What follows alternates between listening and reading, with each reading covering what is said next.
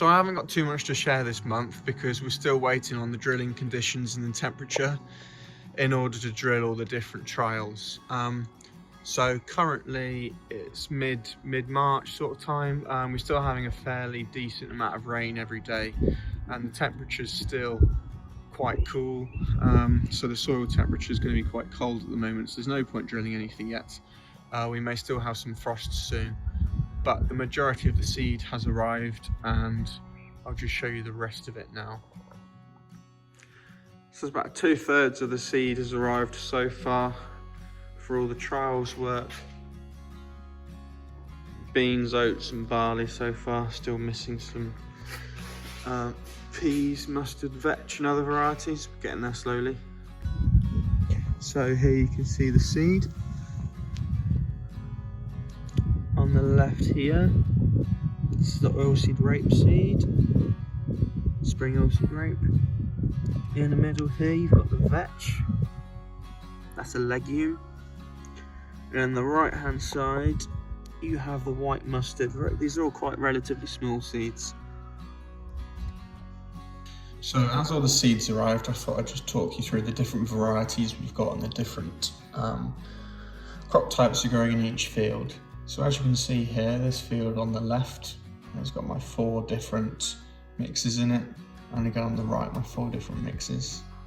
And as I said before, with the barley, the oats, the peas and the beans, they're not going to be one singular variety. They're going to be made up of these 3 varieties which are beneath them here. So I'll just walk you through those and why I've chosen them. But with the vetch, the mustard and the spring oilseed rape is only going to be one variety, just because they're quite niche crops and they're not really bred that specifically that like these cash crops are really. So there's a lot more choice with these. They're tested a lot better and have different disease resistance scores, for example. So I just thought I'd mention that the reason I am choosing 3 different varieties is because of the benefits to do with reduced fungicide control.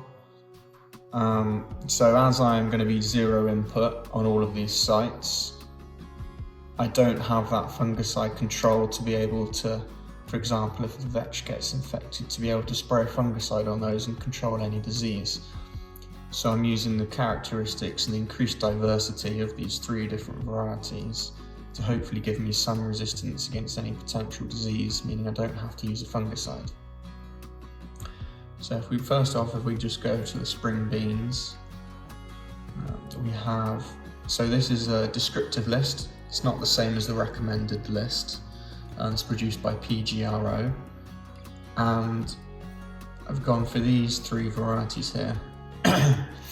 Lynx and Genghis, because they're very widely grown in the UK, especially Lynx is probably the most commonly grown spring bean in the UK. And I've tried to match the maturity fairly well. You can see this is a 6 and a 7. You can see the 3rd variety I've chosen, LG Viper. That's a little bit away on the maturity side, so it's gone for a 5 here. But the reason I went for this variety here is because of its high disease resistance. You can see a 6 and a 7 for downy mildew and rust. So I thought it was worth bumping up these 4 and 5s, 7s and 4s to use this quite resistant variety here. So it is a little bit away from the maturity level, but we'll see how it goes. A bit too far. With the peas again, this is a descriptive list, but I've chosen these 3 varieties. Again, they're a little bit away.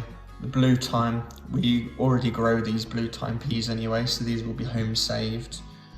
So I've tried to match them up with Mika and Carrington. Carrington quite high yielding, and also, you can see here, decent disease resistance as well. So we're just trying to use the varieties to complement each other. So moving on to the spring oats. So we've got Merlin, Aspen and Conway. Merlin is what we already grow already, so these will be home saved. So I've tried to use varieties. So you can see here, this is a -1 ripening, Aspen -1, and Conway is a -1. And I've just tried to again balance the disease resistance around. So Merlin's quite bad for crown rust, but Aspen and Conway are a little bit better, for example. Whereas mildew is quite good on Merlin with an 8, but Aspen is quite lower at a 4. Moving on to spring barley, and this is a difficult one because these are all malting varieties. I primarily chose this because I wanted to go for Laureate because it's not a diverse variety, but it can be used for lots of different end uses. So I had a look what it could be used for, and it had malting approval for malt distilling use here with the F.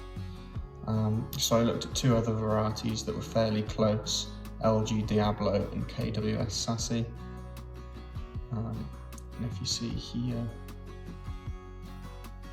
they're relatively close on the ripening days, and that should make life a little bit easier when it comes to harvest. Again, with the disease resistance, they're all pretty good against mildew, average against brown rust, but there's only 1/6 score here, and Rhynchosporium are fairly good. But one concern I do have with the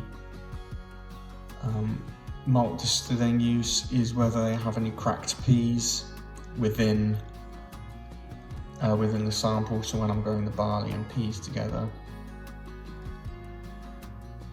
if I go up here, so peas and barley, there's big chunk around the outside on the headland. If I'm growing those together and we get lots of cracked peas, it'll be difficult to separate those halved peas from the barley, so it may have to go as feed. That might be something I'll look at in the future.